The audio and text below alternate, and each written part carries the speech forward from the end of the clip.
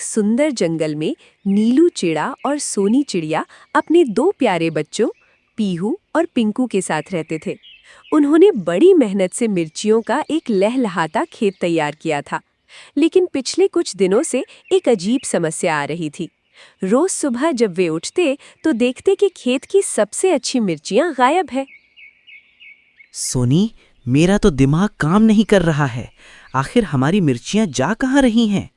देखो, आज फिर खेत का वो कोना खाली पड़ा है जहां कर सबसे बड़ी और लाल मिर्चियां लगी थीं।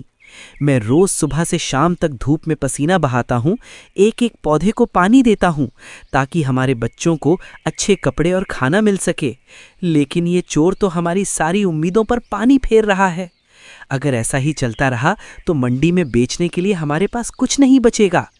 आज रात मैं जागूंगा और देखूंगा कि आखिर कौन है वो जो हमारी मेहनत पर डाका डाल रहा है। उसे छोड़ूंगा नहीं मैं। नीलू जी, आप परेशान मत होइए, मुझे भी बहुत बुरा लग रहा है। मैंने कल ही पीहू और पिंकू से वादा किया था कि इस बार मिर्चियां बेचकर मैं उनके लिए जंगल की सबसे सुंदर फ्रॉक और शर्ट लेकर आऊंगी। बच्चों के चेहरे की खुशी ही हमारी मेहनत का फल है और कोई बेईमान उसे हमसे छीन रहा है। हमें बहुत सावधानी से काम लेना होगा। चोर ज़रूर हमारे आसपास का ही कोई है जिसे पता है कि हम कब सोते हैं। आज रात हम सोने का नाटक करेंगे और जैसे ही कोई खेत में कदम रखेगा हम उसे रंगे हाथों पकड़ लेंगे। चोरी की कमाई से किसी का भला नहीं होता और आज हम उस चोर को ये सबक सिखाकर ही दम लेंगे। रात का अंधेरा होते ही गोलू कौवा और सुंदरी कौवी दबे पांव खेत में दाखिल हुए। उन्हें लग रहा था कि सब सो रहे हैं। सुंदरी, धीरे धीरे चलो, अपनी आवाज बिल्कुल मत निकालना। देखो, आज तो खेत में मिर्चियों की बहार आई हुई है। नीलू और सोनी तो खर्राटे ले रहे होंगे। उन्हें क्या पता कि उनकी किस्मत आज हमारे थैले में भरी जा रही है। रोज थोड़ा थोड़ा चुराते थे, पर आज हम आधी से ज्यादा फसल साफ कर देंगे। इन मिर्चियों को बाजार में बेचकर हम भी शान से रहेंगे। मेहनत करना तो कमजोरों का काम है, हम तो बुद्धिमान हैं। जल्दी करो, ये झोला भर लो, फिर हम यहाँ से उड़ जाएंगे और किसी को कानों कान खबर भी नहीं होगी। आज तो हमारी चांदी ही चांदी है। जी, मैं तो बहुत जल्दी जल्दी तोड़ रही हूँ, लेकिन मेरा दिल ज़ोर ज़ोर से धड़क रहा है। अगर नीलू जाग गया तो वो हमें छोड़ेगा नहीं, पर क्या करें, लालच चीज़ ही ऐसी है। इन मिर्चियों को देखकर तो मेरी भूख और बढ़ गई है। सोचो, जब हम इन्हें बेचकर पैसे लाएंगे तो हम भी उन चिड़ियों की तरह अच्छे कपड़े पहनेंगे और हमें कोई आलसी नहीं कहेगा। वैसे तो नीलू और सोनी बहुत भोले हैं, उन्हें शक भी नहीं होगा कि हम उनके पड़ोसी ही उनके साथ ऐसा कर रहे हैं। बस ये आखिरी की कुछ मिर्चियाँ और ले लेते हैं, फिर यहाँ से रफू चक्कर हो जाएंगे। जैसे ही गोलू और सुंदरी ने मिर्चियां तोड़ना शुरू किया, अचानक चारों तरफ से नीलू, सोनी और उनके पड़ोसी पंछी बाहर निकल आए।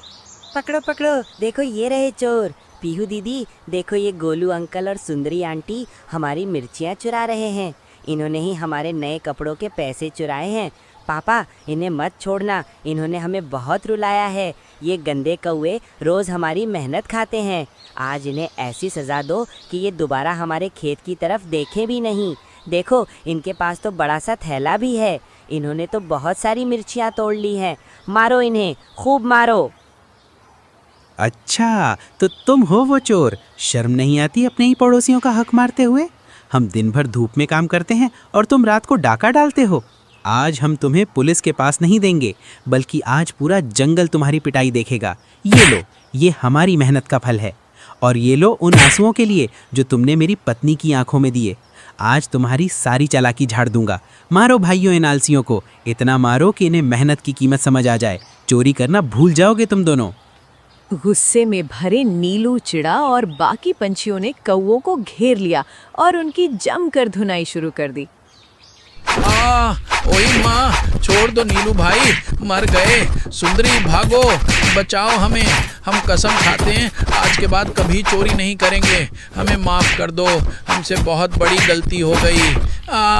मेरी कमर टूट गई, अब कभी किसी की मिर्ची नहीं छुएंगे। हम मेहनत करेंगे, पर प्लीज़ अब और मत मारो। हम ये जंगल छोड़कर चले जाएंगे, बस जान बख्श दो। हाय राम, ये चिड़ियाँ तो आज हमें मार ही डालेंगी। कौवों की अच्छी खासी धुनाई करने के बाद उन्हें जंगल से भगा दिया गया।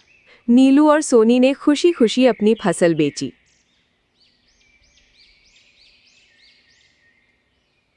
चलो बच्चों, अब सब ठीक है। चोरों को उनका सबक मिल गया है। देखो, आज मैं तुम्हारे लिए ये नए चमकदार कपड़े लाई हूँ। और पिंकू, तुम्हारे लिए ये देखो मीठे फल और खिलौने। मेहनत का फल हमेशा मीठा होता है, भले ही शुरुआत में थोड़ी मुश्किलें आएं। आज हम सब मिलकर दावत करेंगे। हमारी मिर्ची की फसल ने हमें खुशियाँ दी हैं और चोरों को उनकी सही जगह दिखाई है। हमेशा याद रखना, ईमानदारी का रास्ता ही सबसे अच्छा रास्ता होता है।